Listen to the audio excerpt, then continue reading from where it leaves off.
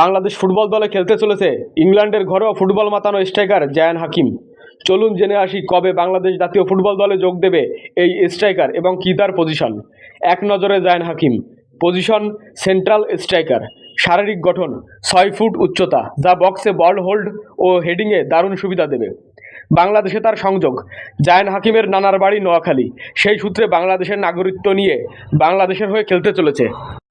বর্তমান বাফুফে ও তার প্রতিনিধি দল পাসপোর্ট এবং ফিফার ছাড়পত্রের প্রক্রিয়া সম্পন্ন করছে।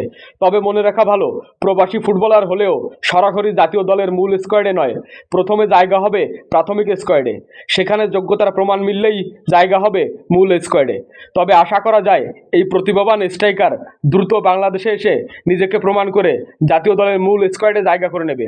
সামনের ফিফা উইন্ডোতে বাংলাদেশের ক্যাম্পে যোগ দেওয়ার কথা রয়েছে জায়ান হাকিমের। বন্ধুরা, বাংলাদেশ ফুটবলের সকল খবর পেতে আমার এই চ্যানেলটি সাবস্ক্রাইব করে পাশে থাকুন।